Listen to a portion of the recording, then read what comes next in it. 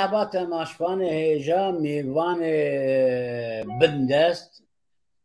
از بجم میوان مجی ام جی کردستان جی گل کردستان جی هم بندسته ام آزاد نبونه هم داگرکر هر رو ایریش سرمدکن لی تشتکی جبو چه لحمو دنیای وقتا تشتک دبه شرک دبه داگرکن تین خورد راد من سرپیا چما خورت باشورا کردستان بیدنگن ام ایرو وی مناقشه بکن و حواله ما گرلک سمکور رشید تبخیراتی کک سمکور رشید سوران ملا حسن بمرایی و وک هر جار ذکره حورامی اندام کنکه هم بخیراتن سر چاواهاتن و از عیدیا باشور کردستان اگل کردستان جی پیروز دکم کرم کن. زور سپاس. سپاس باش. کک زکریا کرم که ته پیشی جوالا بپرسه که باشورا کردستان چه دبه چه نابه جبو چه خورت کردستان در ناکبن سرپیا دترسن و تک جیانک وان مایی درکبن دروا درکبن ولاد اف چه سلامه زور سپاس بو تلفزیونی میتینا لولاتی کانادا و سپاس بو هردو میوانەکە کاک سۆران مەلا حەسەن کاک سمکۆ ڕەشید کە دوو کەسی چالەکەوانن هەم نووسەرن بە تایبەتی ئەکتیڤن لە باشووری کوردستان کە ئەمڕۆ میوانی تەلەڤیزۆنن لە بۆ زۆر سپاسیش بینەران دەکەین لە یوتیوب کە هەر پرسیارێکیان هەبێ ئێمە بتوانین جوابیان بینەوە. لە ڕاستیە پرسیارەکەی جەنابەت ئەوەیە کە ئایا بۆ گەنجی هەموو وڵاتێک کە دەبینی بەرەو گۆڕانکاری دەچێت زیاتر گەنجەکان هەوڵ دەدەن کە ئەو وڵاتە بەرەو سیستەمێکی دیموکراتی و گۆڕانکاری ببن. دیارە ئەم لە باشووری کوردستان لە مێژووی وڵاتی باشووری کوردستان بە تایبەتی لە کوردستاندا لاوەکان بە هەموو تێکۆشان و بە هەموو ئازادی خوازی و بە هەموو خەبات و ئەو ڕەوشەی کە گرتویان سەرشان لە مێژوودا دەورێکی چالاک و چالاکیان هەبوو بەڕاستی. بەڵام بەداخەوە لەم دوایەدا کە بڵێن حکومەت ڕاپەڕین کرا لە باشووری کوردستان ساڵی 1991 تا ساڵی 2000ەکان گەنجی وڵاتی باشووری کوردستان زۆر چالاک بوون، زۆر ئەکتیڤ بوون، زۆر تێکۆشەر بوون. بەڵام دوای ئازادی عێراق دەستی پێکرد سیاسەتێکی ئەوتۆ لە باشووری کوردستان چەسپی لەلایەن دوو هێزی سیاسیەوە و تۆڕە کۆمەڵایەتەکان وایان کرد کە چالاکی و ئەکتیڤی لە زانکۆکانی باشووری کوردستان و تەواو لە ناو هەندێک ڕێکخراوی باشووری کوردستان کە باقارێکی لاوازبوون ئەو چالاکیانە دەچوو کە وەکو مێژووی گەلی کورد نەدەبینرا. ئێستاکە هەن ناڵێن نین چالاکی نییە و ئەو گەنجانە لە ڕووی ئەکتیڤبوونەوە لە ڕووی پێشکەوتنی وڵاتەوە نین هەن بەڵام لاوازن لە ڕووی ئەو چالاکی کە لە ڕووی دنیادا پێشکەوتن لە ڕووی گەنجەوە پیشان دەدرێت. بەداخەوە لە باشووری کوردستان ئێستا هەست دەکەین کەمکەم بەرەو لاوازی دەچێت. تەنها گروپێک یان حزبێکی سیاسی بتوانن ئەو چالاکی و خزمەت و پێکەوە ژیان و بەرەو پێشچوون و گۆڕانکاریەکان لە سیستەمێکەوە بۆ سیستەمێکی کە بگۆڕن هەندێک گروپی کەمینەن کە دیارن. و ئەگەر هەڵەیەکیش هەبێت لە قسەکان مایاشتێک پێ خۆشحاڵە بم کە هەم کاک سۆران هەم کاک سمکۆ بدەنەوە چکەوان بە تایبەتی لە باشووری کوردستان ئێستاوان و کەسێکی دیارن لە ناوچەکەدا. من دەتوانم زیاتر درێژە بە قسەکان بم بەڵام پرسیارەکان جێ دێڵم بۆ هەردوو میوانی بەڕێست بۆ ئەوەی بینەرانی هەم کوردەکانی تاراوگە لە وڵاتی کەنەدا و لە وڵاتەکانی تر گوێداری یا بینینی قسەکانی جەنابیان بێ. ئەجا پێم خۆشە هەر کامێکتان بتوانن لە پێشە قسە بکەن چ کاک سۆران بێ چ کاک سمکۆ بێ. نازانم قسەکە بەجێ بێڵم بۆ کاک سمکۆ دوایی کاک سۆران هەواڵی بەڕێزم قسە بکات زۆر خۆشحاڵم لەسەر ئەو ڕوانگەیە.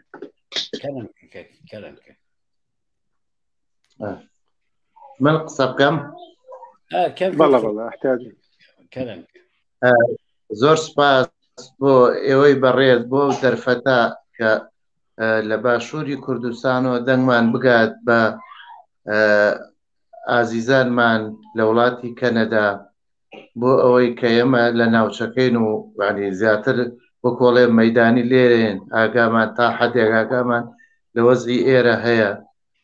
سوپاس. ئەگەر ئێمە کات نازانم کاتەکەمان چۆنە لەسەر قسەکردنوانە ئەوە لای خۆتانەدایەنەن چکە بۆی بتوانین بە کورت و کوخت ئاماژە بەوەز بکەین. ئەگەر ئێمە زۆر خوێندنەوەیەکی بێژووی نەکەین بۆ دەسەڵاتداران لە ناوچەکە یان ئەگەر نەڕۆینەوە بۆ کۆن دابەشکردنی کوردستان بۆ 4 پارچە ینی ئەمە ینی کاتێکی زۆرێ، بەڵام ئەگەر بێن بەزارێ لەسەر باشووری کوردستان قسە بکەین لە باشووری کوردستان وە بۆ 32 ساڵە ڕاوە حکومێکی خۆماڵی کوردی هەیە واگەر خوێندنەوەیەکی ئەم 32 ساڵە بکەی ئەبینین ینی هیچ کات دەسەڵات لە کوردستانە دەسەڵاتێکی نیشتمانی نەبووە، یعنی چۆن ئەڵێ مرۆڤ دۆستانە نەبووە، دەسەڵاتێکی عسکەرتارێک هەبووە لە ناوچەکە. ئەوە وای گەیاندووە خەباتی مەدەنی خەباتی نیشتمانی پەرەی نەسەندووە. ئەوە بێنەوە سەر ئەوەی کە لە باشووری کوردستانیش کۆمەڵێ پارتی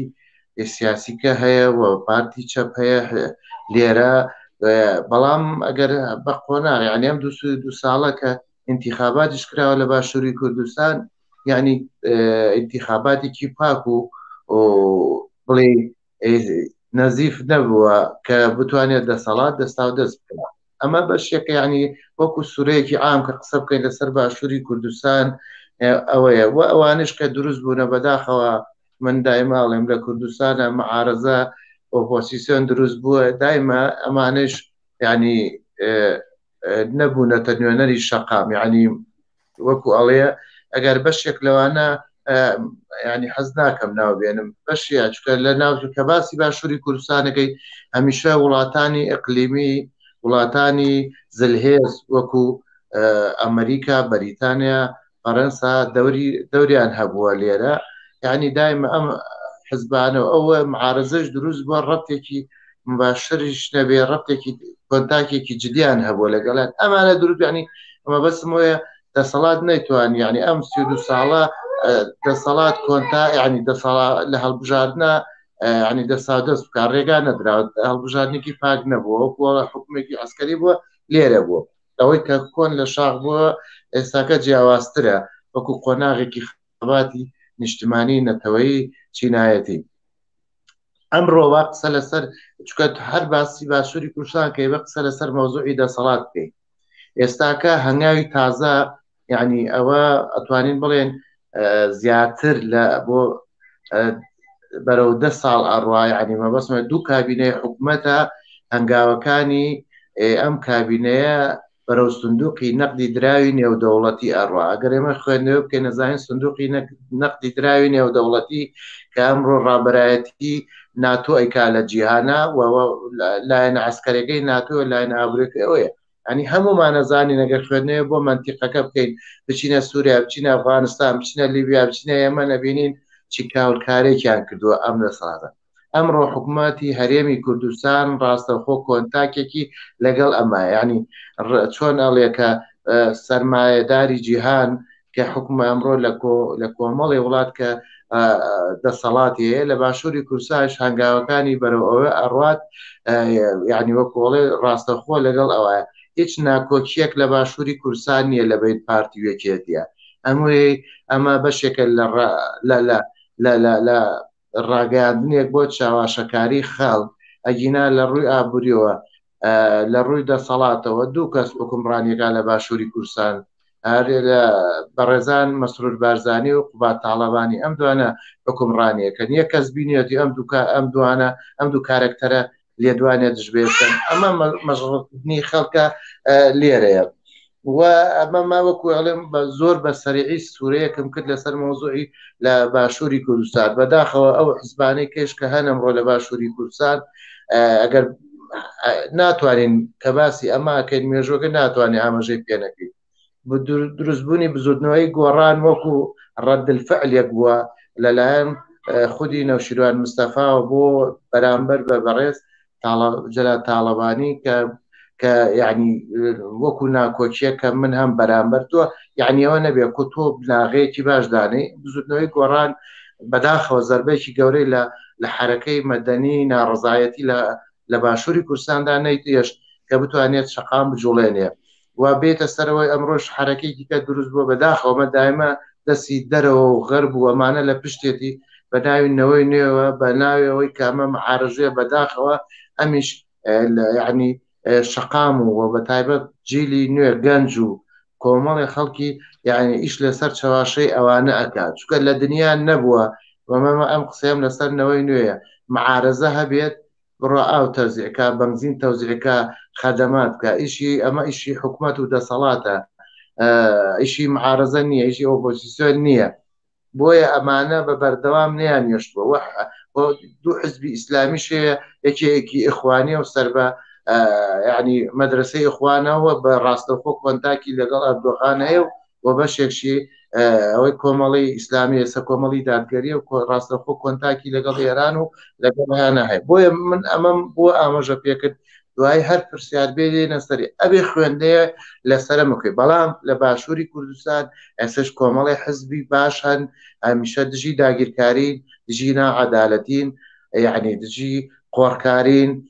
داکوکەکەن لە خەڵک و کۆمەڵێ جگە خەڵکی چالاکی سیاسی مەدەنی ڕۆژنامەنووس خەڵکی سڤیلی زۆر باش لە باشووری کوردستانێ هەمیشە دژی داگیرکاری و دژی ئەو نەعەدالەتی هەیە لە باشووری کوردستان دەنگیان هەڵبڕیەوە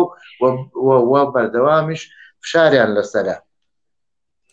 بەێ کەک سۆران من ئاخوازم لە تو پرسیارێک دریژی بکەم یعنی ئەو لە باشووری کوردستان تشتێ پێشتە دچێت نەنۆرمالە یعنی چاوانە نۆرمالە نکات دەولەتە تورک پێشی مەسەلە ئیران لە هەورێدا گۆی قۆنسڵۆسە ئاژانەی ئیسرائیلەی بردەوەدە دوورە تورکیە بە تانق و تۆپێ خۆ چوو کوردستان بە تایارێ خۆ بە بەلافرێ خۆ بە سیا بدیا بە هەر تشتی ئێریشی کوردستان کرد لێ لە باشوورم دنەرن تو دەنگ تونە یعنی هەرکەس مردووە یعنی ئیلەهیم لە باشوور وەک حەلەبچە وەک ئەنفاڵ تشتێک وا ببێ گەلێ باشوورەوێ ڕابێ ئەف چی یعنی ئەف چ پرۆبلەمە ji bo çi başûrinkî çik nabe ezanim birçîne jî ezanim şoxlê wan jî tune jiyanek wanê nûh jî tune pekî problemê başûr çi ki kes dengê xwe nake keremke ڕاستە زۆر سپاس بۆ ئەو دەرفەتە سپاس بۆ ئێوەی هێژا بۆ میوانە بەڕێزەکەتان هاوڕێسمکۆ و هەر لە ئێستاوە لەم ئەم فرسەتە ئەقۆزمەوە و پێشەرشت پیرۆزبایی یەکی ئایار یەکی گوڵان ڕۆژی کەسکاران و زەحمەتکێشان و کرێکارانی تەواوی جیهان لە تەواوی زەحمەتکێشانی جیهان و زەحمەتکێشانی تەواوی کوردستان پیرۆز دەکەم و بەرز ڕای دەگرم و جێی خۆیەتی هەر لە تەنیشت ئەمەوە پیرۆزبایی جەژنی ڕەمەزان لە تەواوی باوەڕدارانی تەواوی جیهان و بە تایبەت کوردستان بکەم. بەڕاستی من هەوڵ ئەدەم زۆر بە جەوهەری بۆ چوونی خۆم لەسەر ئەم پرسیارەی بەڕێستان وە گرێدرا و بە پرسیاری پێشووتان سەبارەت بە گەنج بە ڕۆڵی گەنج بە تایبەتی لە ناو کورد و لە ناو کوردستانیشە لەسەر باشووری کوردستان هەندێک ڕوونکردنەوە و بۆ چوونی خۆم باس بکەم. دیارە کاتێکە تۆ باس لە گەنج ئەەکەی واتە دەستت بردووە یاخود باس لەو چینە ئەەکەی کە پێی ئەوترێ ئەتۆمی کۆمەڵگا یاخود ماتەوزەی هەڵسۆڕاندنی گشتی کۆمەڵگە بە جۆرێک. بۆچی؟ چونکە ئەم زاتە ئەم چینە کە پێی ئەوترێ گەنج مەبەستمە کە ئاماژەیەکیش بەم خاڵە بکەم. ئێمە کە لێرەدا دەڵێن گەنج تەنها مەبەستمان یەک ڕەگەز نییە بە هەردوو ڕەگەزەکەەوە لە بینی دوو کەوانەدا. گەنج کاتێککە دەڵێن ماتەوزەی کۆمەڵگەیە هەڵسۆڕێنەری تەواوی گۆڕانکاریەکانی کۆمەڵگەیە بۆچی وا دەڵێن لەبەرەوەی لە ڕووی لێگەڕینی هزری لێگەڕینی بە دوای ڕاستینەی کۆمەڵگا بە دوای سیستەمێکدا کە هێزی وەڵامدەرەوەی هەبێ بۆ شێوازی ژیانکردنی گشتی خۆی و گشتی کۆمەڵگا بەڕاستی خاوەنی ئەم هێزەیە و ئەم هێزە کە لەم چینە بوونی هەیە هۆکارەکەی چییە؟ چونکە قیمەی لە تەمەنێکدایە لە ترۆکایە لە لێگەڕیندا و ئەم چینە ئەم ئینسانە لەو تەمەنەدا ئەتوانین بڵێن پاکترین خاوێنترین چینە لە ناو کۆمەڵگەدا دووباری دەکەمەوە بە هەردوو ڕەگەزەکەەوە. واتە مرۆڤ بەو باوەڕیە ئەگات ئەگەر هەر سیستەمێک هەر دەسەڵاتێک هەر باوەڕیەک هەر ئایدایەک بەبێ جیاوازی باوەڕی بەبێ جیاوازی شێوازی حکومڕانی توانی بێتی ئەم چینە لە دەست بگرێت کەواتە توانی وێتی تەواوی کۆمەڵگا بەو شێوازەی کە ئەیەوێت فۆرمیلەی دەکا. دەبینین لە باشووری کوردستانە و گشتی ڕۆژهەڵاتی ناوین تەنها ئەوە گەنجی گەلی کورد نییە کە بەو شێوازە بێئومێت کەم حەوسەڵە بێتاقەت ڕادەکا. دەبینیت لە ئەفغانستان هەتا کوردستان و هەندێک وڵاتی دیکەی جیاوازیش بێگومان چکاندنی ئیرادەی گەنج بە بنەما ژیراوە. بەڵام مادام ئێمە لێرەدا باسەکەمان لەسەر باشووری کوردستانە هەوڵ دەدەین زیاتر لەسەر باشووری کوردستان بوەستین، چونکە لە باشووری کوردستاندا خوێندنەوەت بۆی ئەبێ فرە ڕەهەند بێ. واتە مرۆڤ ناتوانێت تەنها چەمک و سێکتەرێک لە دەست بگرێ بۆ ئەوەی کە گشتی کایەی سیاسی گشتی کایەی ژیان گشتی کایەی تەواوی چینەکان تۆ خوێندنەوەیکی تێر و تەسەلت هەبێ و تەواوی شتەکانت پێکابێ. بۆ گەنجیش هەر هەمان شێوازە. مەسەلەن ئەگەر ئێمە باوا بڵێ وا لە یەکدانەوە بۆ بێهیواکردن و شکاندنی ئیرادەی گەنج تەنها گروپێکی تایبەت ئەمەیان کردووە هەڵەیە، حتا دوو گروپیش نییە سیانیش نییە، ئەتوانین بڵێن دەیان گروپەکە کاری لەسەر گشتی کۆمەڵگا و بە تایبەتی گەنج کردووە. بۆ نمونە تەکنۆلۆژیا تۆ بتەوێت و نەتەوێت کاریگەری ڕاستە و خۆی هەیە، تۆ بتەوێت و نەتەوێت زۆر کەس و لایەن لە چوارچێوەی ناوی جیاوازدا هەستاون لە بری ئەوەی کەوە ئەم گەنجانە ئازاد بکەن لە ڕووی هزریەوە بەڵکو مەخابن گرێیان داوە بە خۆیانەوە واتە لە چوارچەوەی ڕوئیایەکی بیری تەسبی حیزبایەتی ئەم گەنجانەیان لە ئەو چوارچەوەی کە خۆیان مەبەستیان هەیە بە خۆیانەوە گرێیان داوە. واتە تۆ گەنجێکت هەیە زۆر ببورن ناچارم دەستبەرم بۆ ئەو دەستەواژەیی کە پێی دەوترێت کۆیلە. واتە تۆ گەنجێکت یەخسیر کردووە لە ژێر ناوی کورد و کوردایەتی نیشتیمان پەروەری گوایە وەک خۆیان ئیدعای دەکەن، تۆ ئەم گەنجت بە کۆیلەی خۆتت کردووە. هەمان قسە دروستە بۆ گروپێک بە ناوی باوەڕیوە، گروپێک بە ناوی سۆشیال دیموکراتەوە. ناو زۆر شێشە نییە، ئامانج ئەوەیە کێ توانی زۆرترین گەنج قازانج بکە لە دەوری خۆی بۆ ئەو مەبەستی کە خۆی پێویستێتی. سەرەڕای ئەمانە لە باشووری کوردستاندا تۆ چەندە تێدەفکری ئێمە چەند گەنجمان گرێدراوی ئەم پارت و ڕێخستانە بن، بەڵام ئەتوانین بڵین دەیانی هێندەی دیکەش بێهیوا و بێ ئیرادە بێمۆراڵ بێ ئینتیما و حەز و خۆشەویستی و عەشق بەرامبەر بە چینی خۆی، بەرامبەر بە مرۆڤبوونی خۆی، بەرامبەر بە ئەو وزەی کە تایەتی و پێویستە سەرفی بکە، بەرامبەر بەو هەموو هێرشە داگیرکاریە، بەرامبەر بەو پارچەبوونەی نێو کۆمەڵگا دێت لە چوارچێوەی خۆ مەشغوڵکردن بە تەکنۆلۆژیاوە لە چوارچێوەی هەر شتی پێگاڵتە و فشە بێت، لە چوارچێوەی ڕاکردن بۆ دەرەوەی وڵات ماتە وزەکەی خۆیان خاڵی ئەکەنەوە مەخابن. کەواتە مرۆڤ لە باشووری کوردستاندا بەو باوەڕیە ئەگات تەنها ئەوە ئەو بابەتانە نین کە کاریان کردووەتە سەر گەنجی ئێمەواتە حیزب و پارتەکان. دەبینین بە هەموو ئەمانەوە کار لەسەر بێهیوایی و بێمۆراڵیەکەی کراوە تەنها ڕاکردن بە چارەسەر بزانێت. طبعا ئەم قسانەی من بۆ ئەوەی کە هەڵە تێگەیشتن ڕوونەیە زۆر مەبەستمە گرێدراو بەم بابەتی گەنجەوە یەک خاڵ بڵێم ناکاتە ئەوەی بڵێم کەوا ئەم هەموو پلانە لە نێو پارتەکان بە شێوازێکی گشتی و بە تایبەتی پلانی داگیرکەران جێبەجێ بووە. واتە ئەمەوێ بڵێم سەرڕای ئەو هەموو پلانانە لە 30 ساڵی ڕابردووە دیسان گەنجێکی زیندوو هەیە کە تەسلیم بوون ناناسێ تەنها سەرکەوتنی بە ئامانج گرتووە. پرسیاری دووەمتان زۆر بە کورتی، یعنی باشووری کوردستان تایبەتمەندی باشووری کوردستان مەخابن. پێویستە من هەمیشە لە هەر جەیەکان قسەیە باسەکەم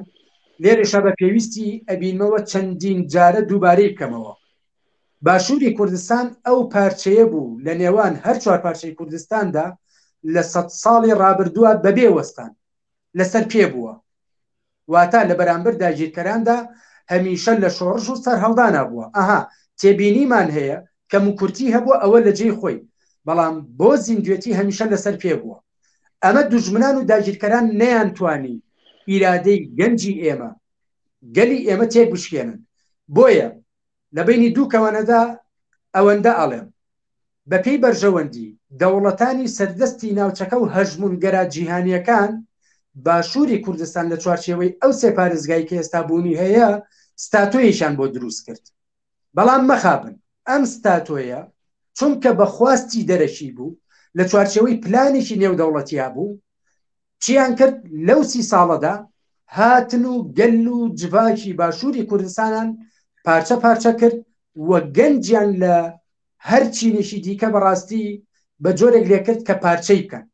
بۆیە باشووری کوردستان داگیرکراوترینە لە چاو سێ پارچەکەی ترا. بۆ ئەم قسەیەکەی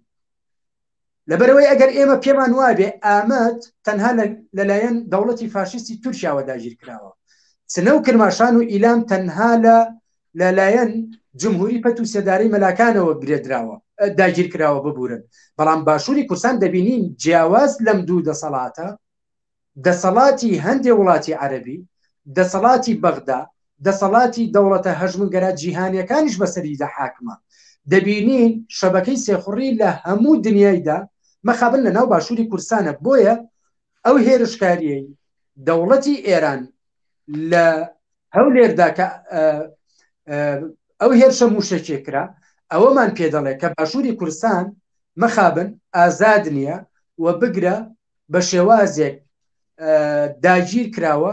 نەک تەنها لەلایەن لاینێکەوە بەڵکو لەلایەن ئەتوانین ڕاحەت بڵین تەواوی داگیرکەرانی کوردستانەوە. بۆ ئەو پرسیاری بەڕێزت من بەو وەختەکەمە توانم ئەوەندە بڵێم. گەلێک سپاس نکە ئەس دەخوازم وەرم کەک زەکەریا کەک زەکەریا تژمەرە و چ دەبێژن چ نابێژێت واناگەش بکە گۆڵۆڤار لێ ئەس ببوورم ئەزێ بە تورکی نکا بپەیوم چونکە لە تورکیە بە دەهان هەڤاڵ هەنێ دەبێن ئەم بە کوردی نزانن ئەم فێم ناکەن ژمەر تکانێ بە تورکی وانە هەنەکێ وەرگەڕێ ئەس بە کورتاسی بێژم ji بۆ هەڤالێکێ فام نەکن ئەژوان را ئەز کورتاژی بێژم ئەزانم ژی gelek mixabin we gelek tişt bipeyivîn lê di sê tiştekî gelek mühim heye gelekê Kurdekî bi Kurdî nizanin mixabin hûn zanin Tirkiye nek wek Kurdistanê nek wek başûrê gelek însanê me bi Kurdî nizane ji bo wî jî ez dixwazim hûn 5 deqe misade bikin ez bi Tirkî jî hinek bi wan bidin famkirin lê tişkî jî heye tiştek balkêşê ez dixwazim hûn jî zanibin hûn alîkariyê me bikin binin bi deha kes têkelbûye ma gil li Kurdistanê têkelbûnê lê yek kes li başûrê Kurdistanê êkê têkeliya programê me bûyî tune Yani li başvuru Kurdistan mesela emnika program dikin li Türkiye, li Avrupa, li Kanada gelye me temaşa dikin ama ji başvuru Kurdistan bê ve kestirne. Ev gelek xemgîne. Gelek xemgîne. Gerekî peşî em viya çîk bikin. Çünkü em wexta program çê dikin ji bo başvura Kurdistan eger em xwe negînin gelê başvurê Kurdistan ew programê me li hewa dimîne. Yani tu tiştek çîk nabe. Zaten çend perçê Kurdistanê, çar pençê Kurdistanê dê me temaşa dikin û wek çika jî em li bira jî em îhsanî em bela dikin. İnsan hinek pirsê wan heye lê li başvurê Kurdistan tiştek tune. Evet değerli arkadaşlar, kusura bakmayın. Evet, böyle bir açıklama yaptıktan sonra size özellikle dönmek istedim. Şimdi Güney Kürdistan'la ilgili sohbet ediyoruz. Güney Kürdistan ve Kürt gençliği. Kürdistani gençliği niye sessiz, neden sessiz? Bunu araştırdık. Değerli arkadaşımız Zekeriya Havrami Keneke üyesidir. Her hafta bizimle bu programa katılıyor. Sonra Mellah Hüseyin ve diğer arkadaşımız da bizimle birlikte. Simko Reşit. Onlar Güney Kürdistan gençliğinin neden pasif, neden böyle biraz sessiz olduğunu anlattılar. Çok farklı nedenleri var. Mesela birisi İran, birisi Türkiye, biri Güney Kürdistan yönetimi. Şimdi bunu iyi bilmek gerekiyor. Eğer bir ülkede yoğun bir baskı varsa, çok yoğun bir baskı varsa gençliğin öncülük edip isyan etmesi gerekirken şeyde ise tamamıyla bastırılmış. Çünkü niye? Gençlik de, oradaki gençlik de özellikle şeye göre parçalanmış. Partilere göre parçalanmış ki bu KDP olur, YNK olur ve diğer küçük partiler olur. İslami partiler olur. Ekonomik çıkarlara göre parsellenmiş. Yani gençliği böyle bir şeye hallaç pamuğuna çevirmişler. Ses çıkarmayacak hale getirmişler. Şimdi böyle olduğu zaman da tabii ki olay biraz daha çetrefilleşiyor. Arkadaşlarımızdan daha iyi şeyler yapacağız ve mutlaka ki daha iyi yayınlarla da karşınıza geleceğiz. Ama biz Güney Kürdistan sorununa çünkü bugün bakın düşünün Güney Kürdistan'da her gün bombalar patlıyor. Türk rejimi bir taraftan, İran rejimi bir taraftan Güney Kürdistan'a saldırıyor. Yani Irak rejimiyle birleşmişler, Şengal'e saldırıyorlar. Yani şimdi dünya kompozisyonuna baktığınız zaman Kürtlerin durumu işler acısı. Kürdistan'ın durumu işler acısı. Acınacak bir haldeyiz. Niye mi? Kürt halkı mücadele mi etmiyor? Kürt halkı savaş mı vermiyor? Mücadele ediyoruz. Savaş veriyoruz. Şehit veriyoruz. Binlerce, on binlerce kız ve erkek gerillamız gencecik yaşta o topraklara gömülüyor. Ama halk olarak bugün ne yazık ki ne Şırnak'ı, ne Nusaybin'i, ne Halepçe'yi, ne de Muhabat'ı yeniden yaratamıyoruz. Yaratamıyorsak eğer bunu sorgulamamız gerekiyor. Bunun üstünde durmamız gerekiyor. Kusura bakmayın çok fazla şey yapmayacağım. Çok fazla gitmeyeceğim çünkü programımız Kürtçe ama çok değerli izleyicilerimiz var. Sağ olsun bizi izliyorlar. Dedim en azından mesaj da sürekli alt alta geliyor. Mesajlar geliyor. Dedim onlara da bir açıklama yapalım. Kek Zekeriya, kek soranlı kusure menerin mehenek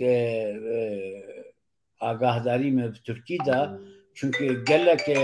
libra gelek havalane be Türkiye nifsandını be Kurdi nizanın doxwazin un çi dibêjin fêm bikin kek Zekeriya têj bo me çi bi başûra Kurdistan xortê جوانێ کوردستان چماوێ وا بێدەنگن و گەرەکی پارتی و ڕێخستنێمە چ بکەین کە ئەv بێدەنگیە سەر جوانên کورد ڕاکەن. سپاس ڕاستی کە ئەخافتنی ویدا لەسەر وی جوانی کوردستان و کاکسم کۆش هەندێک ئاماژێ کورد کرد لە ڕاستیدا گەنجی باشووری کوردستان ئەبێت وریاتر لەوە تێبگات چونکە ئێمە سەردەمانێک نەوەدەکان منداڵ بووین دەگەڕین بۆ ئەوەی کتێبێک بکڕین بیخوێنینەوە ینی من بیرمە لەسەر شەشی سەرەتاییدا ڕۆمانی دایک ڕۆمانی گێلە پیا و ڕۆمانەکانی تر عەبداڵانی ڕاستەقینە زۆرن کە دەگەڕان ئەمانە بخوێنینەوە بۆ ئەوەی ئیستیفادەیەکمان هەبێ بۆ کۆمەلگاکەمان بەداخەوە دوای کەەوە وتم دوای ساڵانی ئازادبوونی عێراق و ئازادبوونی کوردستان دەستی پێکرد لاوازبوونێک لە ناو چینی لاواندا دروست بوو کە هەم لە زانکۆکاندا کە لە هەموو دنیادا زانکۆ بەرەو پێشکەوتنی کۆمەلگا بەڕێوە دەبات من لێرەوە دەڵێم دانی زۆربەی ئەوە قوتابیانەی بچۆرە ماڵەکانیان و کتێبخانیان نییە تەنها ئەو منهەجەی دەخوێنێت لە ناو زانکۆدا دوایەوە ئەزیایەکی جلوبەرگ لەبەر دەکات چۆن نمایشێکی جلوبەرکە بۆیە گەنجی کوردستان بە هەموو کوردستانەوە بەڵێ ئێمە داگیرکاریەکی گەورە لەسەر ئێمە هەیە وەکو کوردستان چ لە تورکیا چەندین گەنجمان زیندانی سیاسین لە ڕۆژهەڵات چەندین گەنجمان لە زیندانی سیاسین لە ڕۆژاوا چەندین گەنجمان لە تێکۆشان و شەهید بوون لە پێناو خەباتی ڕزگاری کوردستاندا لە باشووری کوردستان کیمیایی هەڵەبجە بوو ئەنفال بوو و شەڕی ناوخۆ بوو دواتر کۆچێکی بەشلێشاوی گەنج بۆ دەرەوێ وڵات کە ڕاکردن بوو لەو سیستەمە حکومڕانی کە لە باشووری کوردستان هەیە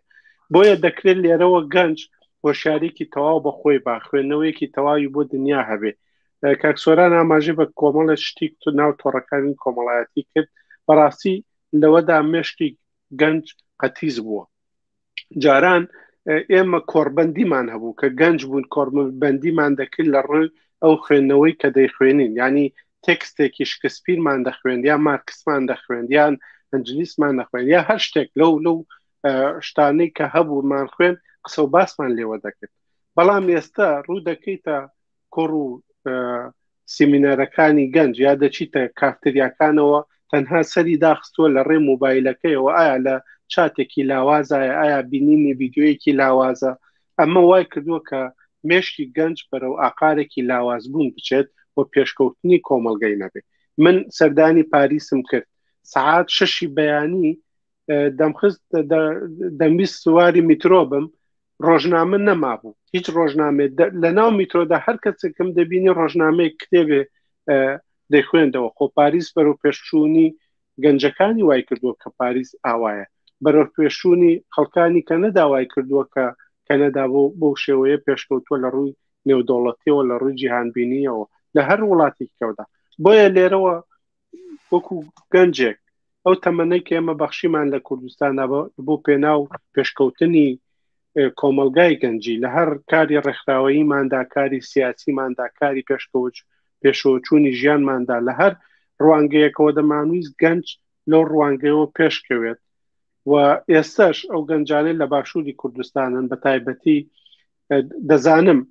کە ڕوانگەیەک ئێمە کە کتێبمان دەخوێندەوە لەبەر چرایەک و تەنها ژوورێکمان هەو بەڵام ئێستا گەنج ژووری تایبەتی خۆی هەیە موبایلی تایبەتی خۆی هەیە دەتوانێت ئازادتر بێت لەو ڕوانگەیەوە تەنها خودی گەنج دەتوانێت بتوانێت پێشکەوتنی وڵات بەڕێوە بەرێت چونکە سەردەمانێک کتێبێت نەدەکڕا ئێستا کتێبخانەکان ڕێکخراوەکان دۆست و هەواڵ و هەر شوێنێک بگری کتێبت دەداتێ بەلاش بخوێنیتەوە ینی کەسێک کە سەر چاوەیەک دەنووسێ یان وەری گرتووە فکرێکی خۆی خسوەتە سەر کتێبەکە ینی بۆیە ناڵێم ئەر ڕوانگەی ئینسان لە ڕووی کتێبەوە بێ پێشکەوتنەکانی زیادی گەنج هەن لە ڕووی هوەریەوە بێ لە ڕووی نووسینەوە بێ لە ڕووی کاری سیاسیەوە بێ لە ڕووی کاری ڕێکخراوەیەوە هەبێ بۆیە نامەوێت درێژە بە قسەکانم بەم چکە لە ڕووی سایکۆلۆژیەوە هەر 40 دقه 45 دقه گوێ خەڵک دەتوانێت بمان بینە و گوێ لە قسەکانمان بگرێ پێشم وایە کاک سۆران کۆبوونەوەیەکی هەیە بۆی قسەکانم بەجێ هەڵم بۆ هەم کاک سۆران هەم کاک سمکۆ کە درێژە بە قسەکان gelek spas dikim gerçekten nikah li Toronto xortê Kurd meş dikin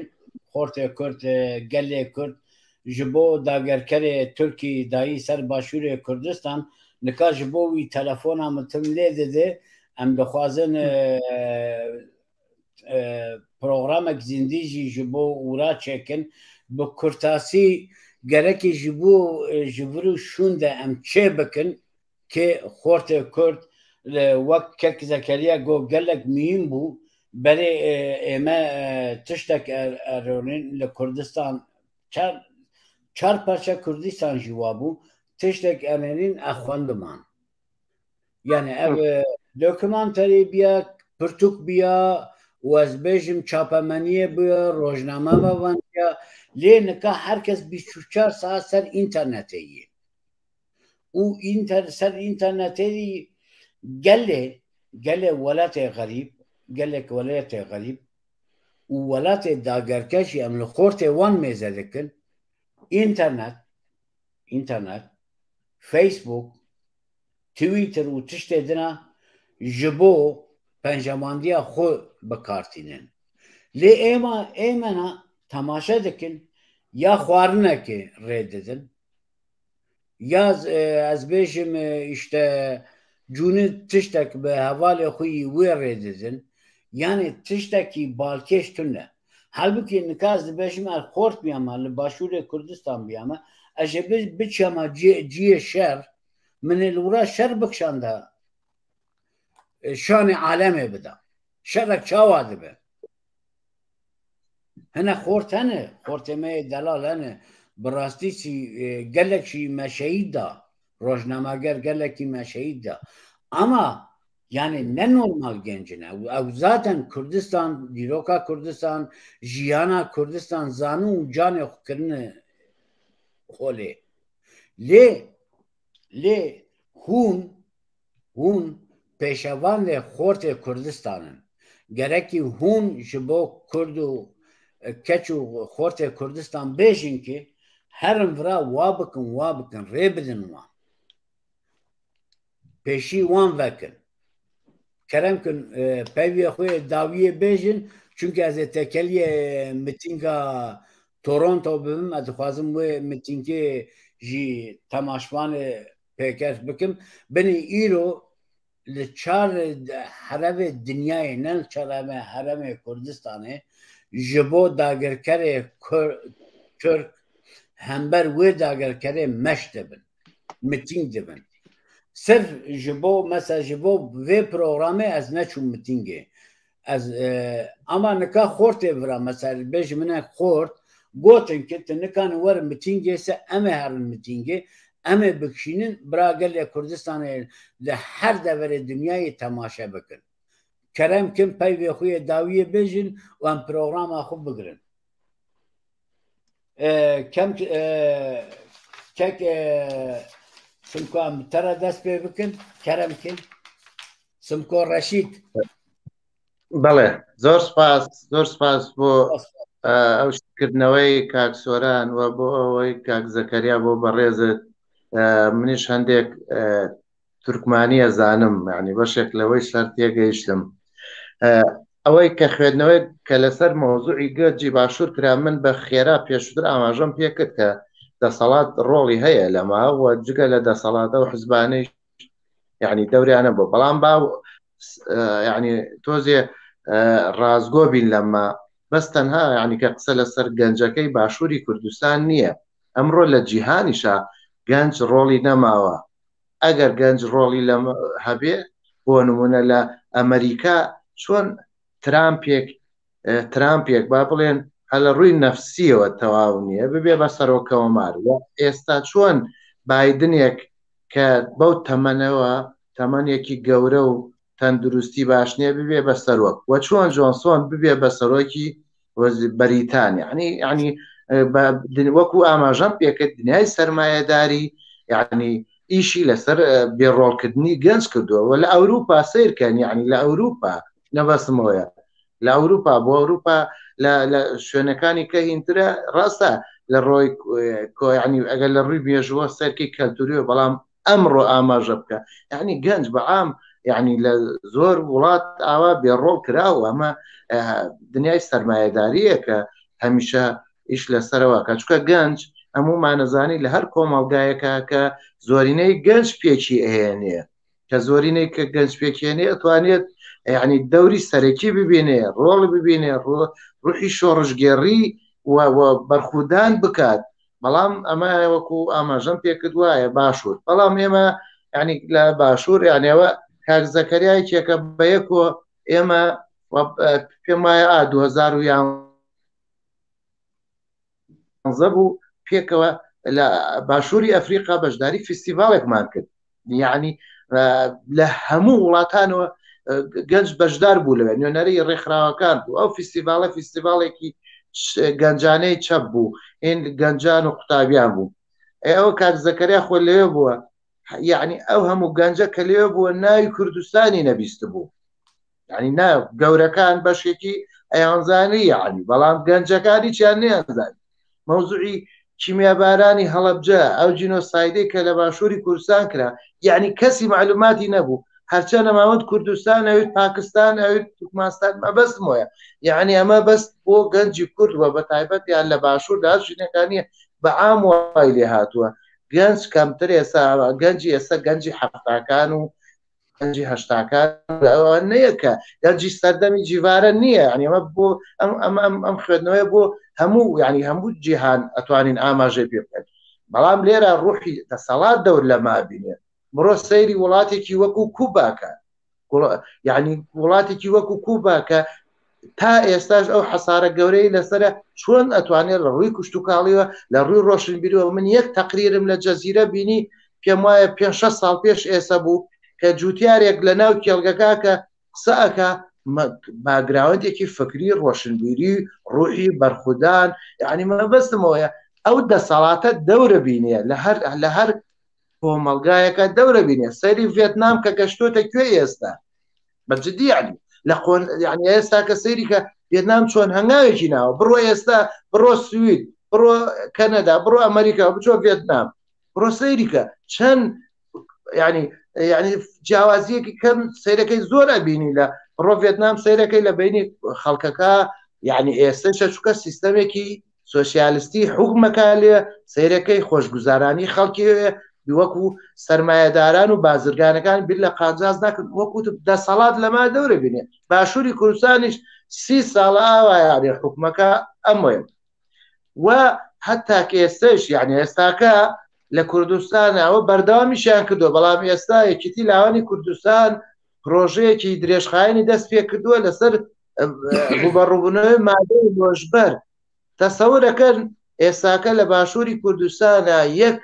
یەک تەوژمێکی گەورە هەیە بۆ ئەوەنەی کە گەنجڕۆڵی نەمێنێ لە ڕێ مادەی مخەدەراتەوە ئەمە سەیرەکەی دەسەڵات کارکتەرەکانی ناو حکومەت و دەسەڵات یعنی شەریکن لەما کۆنتاکن لە ڕێگای ئەوانەوە مەدێ مەبەستم ئەوەیە ئەلێرە ئەمە ئەرکی بەڕاستی هەروە بوو بە مێژووە بۆ ئێسێشوە ئەرکی پارچە چەپ و شوعەکانە ئەرکی خەڵکی پێشکەوت و خوازە یعنی بەردەوام ڕۆڵ ببینێ ئەرکی ئازیزانمە لە دەرەوەی وڵات لە هەچ وڵاتێکن لە ئەوروپان لە ئەمریکان لە کەنەدان بتوانن کۆنتاکی ئەمە بکەن فەندی ئەمە بکەن خەڵکی زۆر باش هەیە لە باشووری کوردستان یعنی بتوانین وەکوتم چۆن ئێستاکە دەوڵەتی داگیری کەری تورکیا بەو ئاشکرایە بە هەڵکردنی گڵۆپی سەوز لەلایەن ناتۆ و پۆتینەوە چۆن بینەکە بڕوا بکە مەوزوعی مادەی هۆشبەر و ئەمە زۆر بەقەدەر ئەوە خەتەرناکیە بۆ سەر مەوزوعی دەن ئەبێ لەما ئازیزانمان کۆنتاک بکرێ بتوانین هاوکاریەک بکەین چونکە تۆ کە کاری هەرەوەزیت کرد کەمە دایمە عینی ئەو خەڵکە ئازادی خوازەیە کە ئێمە کاری هەرەوەزیمان کردمان بەمە ئەو کاتە چاوەڕێی حکومەت ناکەین ئێمە ئەگەر قەلەمان بۆ دروست نەکات چکە لە زۆر شتا ئەمانەیە مەبەستمەوەی زۆر باسی باشووری کوردستانمان کرد باشە باسی گەنجی باکووریش بکەین باسی گەنجی ڕۆژ ئاوایش بکەین یعنی مەبەستمەوەی لێرە ینی ئەبێ هەمووی بە بەردەوام چکە کە تۆ کۆنتاکێ کرد باسی مرۆڤت کرد باسی ئازادی خوازیت کرد ینی سیرەکەی لە انتخاباتی پێشوە هەڵبژاردنە لە تورکیا چەپەکان دەنیا بە ینی بە هەدەپەزە بۆ نمونە تو ئەم کۆنتاگەیسە ئێوە لە دەرەوە سیرەکەی دایمە هاوسۆزی لە ئەوروپا بێ لە هەر شوێنە بێ خەڵکی ئازادی خواز و چەپەکان و کۆمەنیستەکان دایمە پاڵپشتن دایمە هاوسۆزن لەگەڵ ملەتی کووردا لە مافەکانیان لە دژی داگیرکاری ئەمە ئەبێت بەڕاستی چونکە قەزیەی ئەمەسا ئێمە لە باشووری کوردستان یەکسەر هاتینە سەرخەت هەندێک ڕێگیریمان زۆر لێکرا تا ئەیسەش بەردەوام ینی یەکسەر دەستەیەکمان دروست کرد دەستەی دژی داگیرکاری و شەڕخوازی مەبەستم وایە تۆ لێرە حرەکەکە ئەەکەی بەڵام چۆن ناتوانانی ئەمە ئەم قەزەیەکی نێودەوڵەتیە ئەبێت ینی چۆن ئێساکە تۆ واژۆ کۆکەیتەوە بۆ بەڕێز ئۆجەلان کە لە زیندانی ئازاد بکرێ ئەمە قەزیەکە لە شوێنێکی جوغرافی نییە ئەوە تا گەریرە لە قەندیلە بەرخودانەکە خۆڕاگریەکە ینی بەرامبەر گەورەترین دەوڵەتێکی پرچەک خەباتەکە بەڵام ئەمە تاکوێ چیمیایی ئەوە شوێنێ مەبەستمۆیە کاری لەوە خراپتر ئەەکە ئەم ئیشەوەیە کە تۆ لە دەرەوە لە ڕەوەندی کوردی لە وڵاتانی دەرەوە لە نەتۆی کوردەکان نەبێ ئەمە بێت دەوری سەرەکیە بینی یعنی مەبەستم ئەوەیە تەنها قەزیەکە لە گەنجی باشووری نییە لێرە جانیە بابەگیان لە هەولێرە نوزە نەماوە خەڵکی نووسەر مامۆستا کە دەنگ هەڵا بڕێ باسی ئازادیەکان لە هەولێر شار بەدەرێکن وەرە سلێمانی وەرە بڕۆ هەندێک شاریکە سیرکە دنیای خەڵکی مامۆستا و خەڵکی ڕۆشنبیر شار بەدەر کراون بەڵام لەسەر ئەوەیشا سێ پارتی سیاسی دێ لە هەولێرە خۆپیشاندانەکە لیان نەدرێ لە ئەندامێکی کۆمیتەی ناوەندی حزبی شوعی کوردستان دراوە مەبەستم لەوەیە خەڵک لێرە ئێستش خەڵکی باشمانەیە دەوری باشە بینن بەڵام قەزیەکە ئێمە قەزیەکی نێودەوڵەتیە قەزیەکە لە دەرەوە ئەتوانێت فشارەکان بێ یعنی بەمانگردنە بە هەر شێوەیەکە ئێمە ئێستا لە شەڕای وشەیەک لای من وشەیەک نەماوە باسی ئاشتی بکەیت ئاشتی لەگەڵ تورکیا ئاکرێ ئاشتی لەگەڵ ئێران ئاکرێ ئاشتی لەگەڵ ناتۆ ئاکرێ وڵاتێکی وەکو کروە ئۆکرانیای کردە ینی ئەو ینی جەنگێکی گەورەی لەوسا شتێک لای من نەماوە ناوی ئاشتی تۆ بێ بەرخودان دەی شەڕە بێ کورد لانیکە شەڕە لێرە کێ لەگەڵتایە تورکیا نەمەوزوعی پەکەکەیە نەمەوزوعی باشووری کوردستان نەمەوزوعیشکە تورکیا ئیش لەسەر ویلایەتی مووسڵەکە لەسەر ئەربی لە کاوی خۆی پێڵە هەولێر لەسەر کەرکووکە ئەوێ دەسەڵاتی عوسمانی بگەڕێتەوە ئەمە شەڕێ ئەمە شەڕەکە ئەمەیە ئێمە ئێستاکە لەم سنوورە لە حکومەتی عێراق کۆمەڵێک ینی خەڵکی باش لەوێ هاوسۆزە لەمە دژی ئەمەیە ئێمە یاداشتێکمان ناردت بۆ سەرۆک کۆمار بۆ ئەنجومەنی نوێنەرانی عێراق لە ڕووی سیادە و دەستورەوە سەرۆک کۆمار و ئەنجومەنی نوێنەرانی عێراق بەرپرسە مەبەستمەوە لە ئەمە ینی ئەمە لەسەر هەر ئەزمموی باشووری کوردستان نییە لەسەر ڕۆژ ئاوایشە یعنی پلانەکە زۆر لەوە گەورەترە ینی مەبەستمەوەیە خەڵکی ئازادی خواز و خەڵکی ینی نیشتمان پەروەر دەبێ فشارەکان بە بۆچوونی من لە دەرەوە دەوری سەرەکی ببینێ لە دەرەوە فشارەکانی زیاتر ببینێ بۆ نمونە ئێوە بەڕێزکە بەشێک لە کەنەدان چۆن نەتوانێت لەوێت دەوری بێ لە ئەوروپا لە سوید لە ئەمریکا لەوێت دەورەکان فشارەکان لێن بکە بەمانگردن هەندێک جار منوتم دروشمێک لای من نەماوە ئاشتی چکە تۆ شەڕت بەرامبەرەکرێت بە سووتاندنی نوێنەرایەتی تورکە لە وڵاتان بە ئەو وڵاتانەی کەوێ خاکن کە ئەبێت تۆ شەڕێکی مان و نەمانی لەگەڵ هەڵگیرستانی ڕۆژهەڵاتی ناوینە یعنی ئەمە زانین ینی جەنگێکی گەورە دروست ئەبێ وایسەوە جەنگی سێم لە ئۆکرانیا جەنگی سێمە جەنگی تەنها رووسیا و ئۆکرانیا نییە هەمومانە و ڕاستیە زانی ئەوەی ئازیز خەڵکی ڕۆشنبیر و دووربینە نەزانن مەبەستم ئەوەیە لێرە ئێمە فشاری گەورەمان لە سەرەکاکە ئەو ڕۆژە بۆ مەراسیمی یەکی ئایار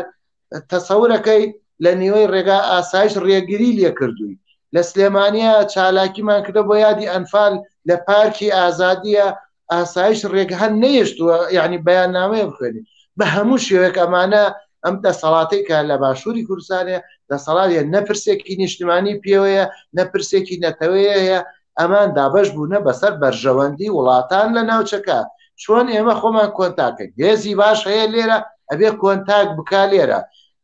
لە باشووری کوردستانی سەر جێگای دڵخۆشیە کۆمەڵی هێزی باش نیشتمان پەروەر ئازادی خواست یعنی ئێساکە لەگەڵ یەک داشن یەکێک نمونە لەوانە مەراسمی یەکی ئایارە لە سلێمانی و کەرکوو بە هاوبەشی کراوە ئەو دەست پێشخەرەی حزبی شوعی زەحمەتکێشان و زودنەوەی دیموکراتی گەلی کوردستان لە هەولێرە کەبینیمان کۆمەڵی خەڵکی باش لە دەوری کۆبوو ئەبێت تۆ بەرەی نیشتمانی و ئازادی دروستکەی بۆ ئەوەی لەبەر چاوی هەموو دنیا ڕوون بێ لەبەر چاوی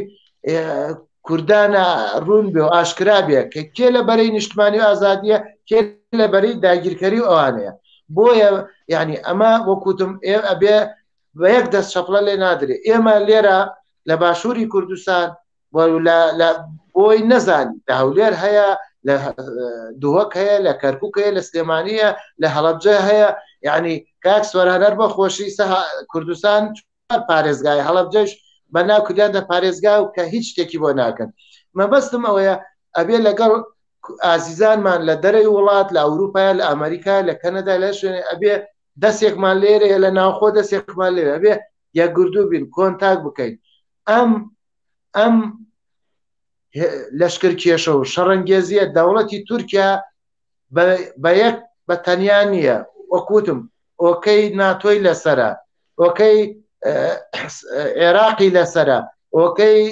پۆتینی لەسرە ئۆکەی ئەوروپای لەسرە چونکە بەرژەوەندەکانیان لە مەنتیقەکایە لە بەرژەوەندی زۆر باش زۆر سپاس مەبەستم بەرژەوەندی ئابووری و هەژمونی خۆیان لە مەنتیقەکە ئەوە ئەگەێنە بە مێژووە ئەمە ئەویان سەلماندووە کە نرخی مرۆڤ لای ئەوان نییە بەرژەوەندی ئابووری و بازی و هەژمونیان لە مەنتیقەکە ئەوەیە بۆیە گرنگە وەکوتم تاکی دەکەمەوە ئێمە یەکگردوو بین کۆنتاکبانە بێ لەگەڵێکە چۆن لێرە ئێمە توانیمانە ڕەخمە فشارەکانمان ڕەخمە متابعەکردنمان بۆی بەردەوام متابعاکرێت بەڵام دەست یەکمان گردووە و بەردەوامە بین ئێمە بڕیارمانداوە چالاکیەکانمان هەر لە خۆپیشاندان و گردبنەوە نەبێ فیستیڤاڵی هونەری بکەین بەمە ڕوبەڕووی داگیرکەرانە بین بۆیە بە هیوان بە یەکەوە وەکوڵێ بتوانین ئێمەش دەوری خۆمان ببینین gelek spas dikim keke sorantiye ji me çi ji duê varê de dîtinê te çi keremke yani ez ê bila bikeme Sûrmanciyez bawerim çêtir e endê hevalê Kirmancî me jî godavwanin zêdetir gelek baş dibe gelek baş em jî Kirmanciye xwe çêtir bikin erê gelek baş dibe erê gelekî spas dikim dubare beratî yani hevalê Simko pir tiştên esasî anî ziman min jî wisa yani em naçarîn Kurd em serincî xwe û nerînî xwe bibêjin وەکی هەواڵی سمکۆ گوت بلا پێویستە یعنی گەلی ما و تشت بزانبن شەڕی سێمی جیهانە ڕاستە لە ئۆکراینیا دەست پێ کرد لێ ئاستی هەرە ژوور نەها لە ڕۆژهەڵاتی ناوین و لە ناو ڕۆژهەڵاتی ناوین لەسەر ئاخی کوردستانە لە ئاخی کوردستان نەهاتیە هات سەر باشووری کوردستان یعنی بلا هەموو گەلی کورد ئەو تشت زانبن کە شەڕی سێمی جیهان نەها لەسەر ئاخی باشووری کوردستان دمەشە و ئەو پڕ مهمە گەلی ئێمەی باشوور و گەنجی ئێمەی باشوور ئەو پڕ باش فێم بکەن و خۆ لە گۆڕ ئەو پێشهات و ئەو شار بەڕاستی خۆ بە ڕێخستن بکەن یەک ئەو دوو یعنی پێویستە ئەم بزانیبین شەڕی مان و نەمانە ئەگەر ئەو پلان ئەو کۆمپلۆ لەسەر گەلی ما و ڕۆژهەڵاتی ناوین پێک وەرە تشتێک بە ناوی گەلی کورد نەمێنێ حتا 100 ساڵی دین ئەم نەکارین ببێژین ئەمی وەکی کورد ناسنایی مەیمە کوردستان نییە سێ پێویستە ئەم ئەو تشت باش بزانبین تەنێ هەر باشووری کوردستان بتەنێ نەکارێت لە هەمبەر ئەو کۆمپلۆ هێزی خۆ بەرسب بداتە ئەو کۆمپلۆ بەڕاستی پێویستە ئەم وەکی چەوە ئەو پەنجە بە هەورە دەبێیە هێز ئامی گەلی کورد ئەو چوار پارچە و پارچەیەن دنی ئەوروپا پارچەیەن دنی کوردی مەی خوراسان کوردی مەی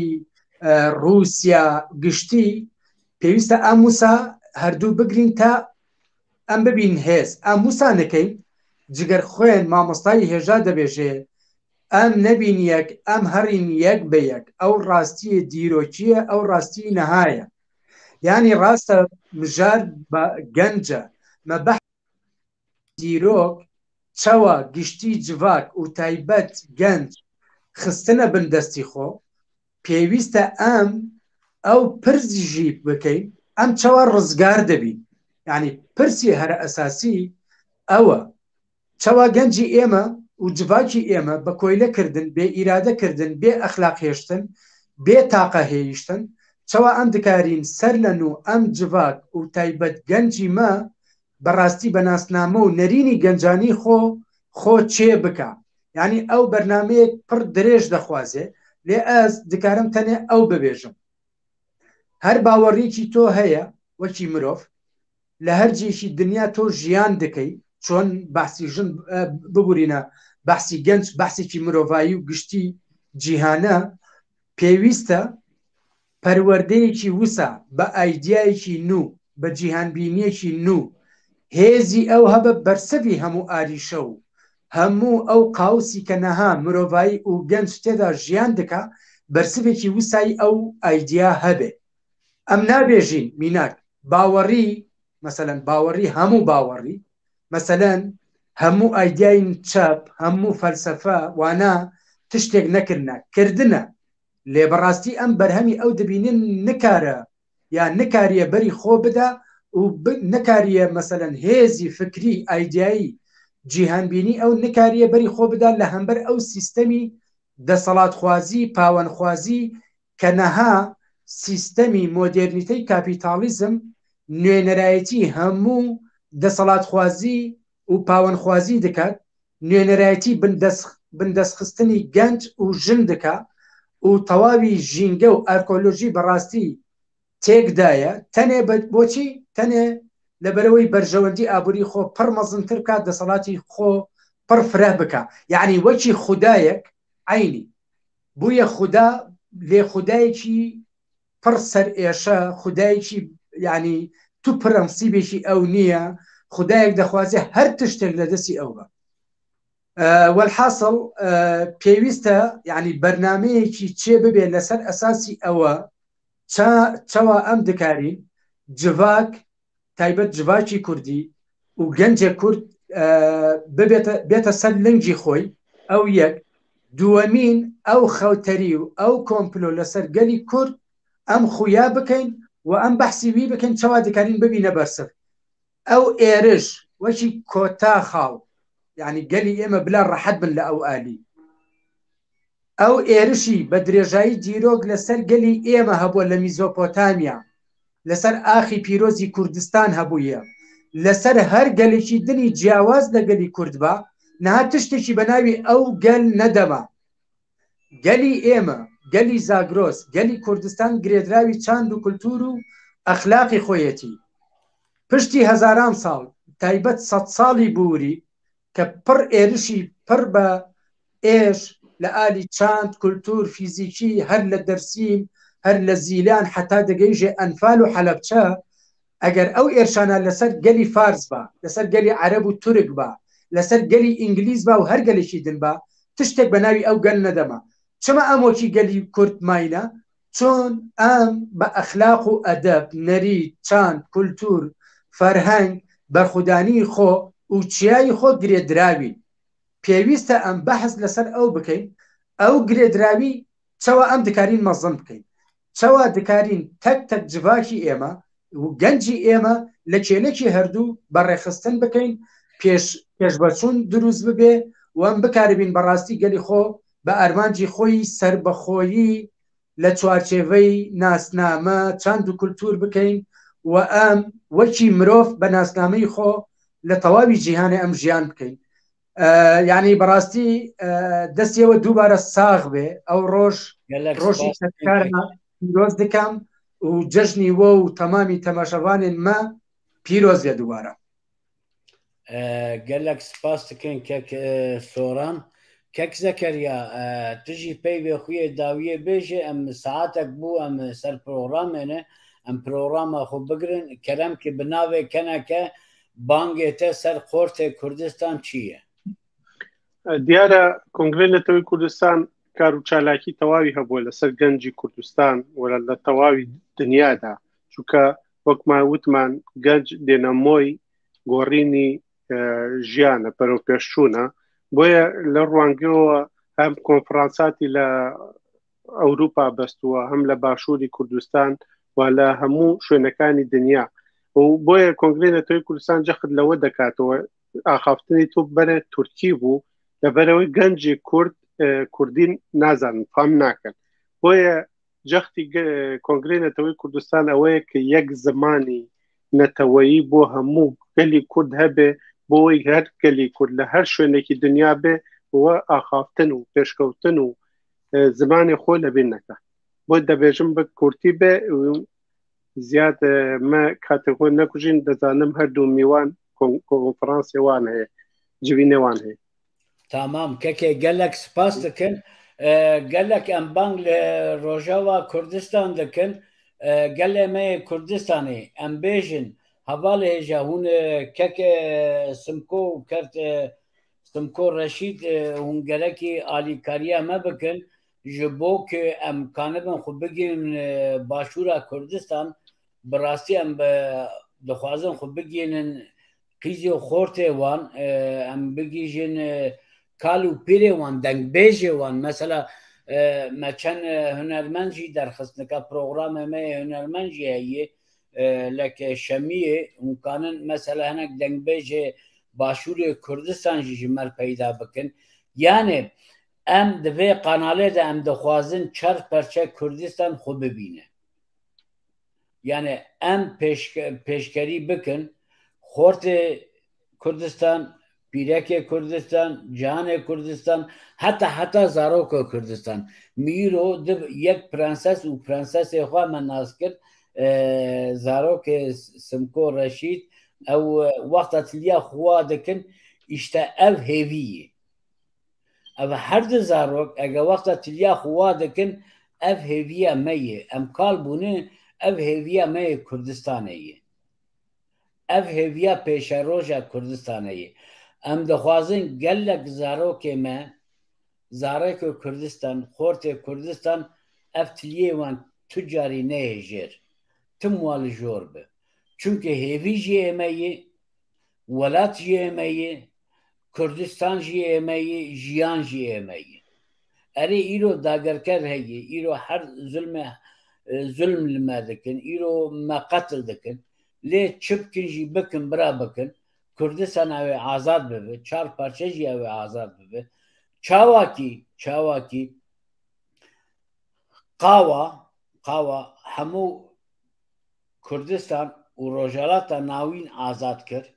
çawa Selhetînê Eyyûbî azad kir nika jî Xortê şorişgerê Kurd ew ê Kurdistan azad bikin yani bi tankê xwe jî biwîrin bi topê xwe jî werin bi teknîka xwe jî werin kes nikane li hember vê dilê bisekine li hember her tiştî tikanî bisekinî lê ew Xortê serê çi ya ew qîzî Xortê serê çi ya kes nikane paş derbixe çünkü jiyana wan Kurdistan e dîtina wan Kurdistan e rihê wan Kurdistan e canê wan Kurdistan e bin em li Qanadan e hinek hevalê me ne li Ewropan e hinek li Amerîkan e em ciyê xwe rûniştin e em kanin herin her deqe serê xwe bişon ya jî her deqe tişkî bixwin ama ew bi roja bişekirek ya jî hinek xwe davên devê xwe û şer dikin ئارمانجێک چاوایی ژیانێک چاوایی دەخوازم gelê Kurdistan zarokê xwe bifikirin arniyara xwe bifikirin ew zarokê serê çiya bifikirin îro zarokê cîranê te çû zarokê pismamê te çû sibe ew ê zarokê te biçe egetî îro şer neke ew ê sibe torunê te biçe torunê te biçe yani ev şer raweste nabe heta 4 perçe Kurdistan azad bibe ji bo azadiya Kurdistan ji bo gelê Kurdistan ez gelê mîvanê xwe re gelek spas dikim eydiya wan pîroz dikim û di demek nû de ez dixwazim kekê bi xortan re bi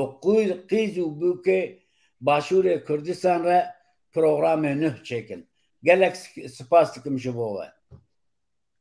gelek spas زۆر سپاس بە هیوای سەرکەوتن بۆ گەلی کورد سپاس باش ji bo wek zarokê te em ê jî wa bikin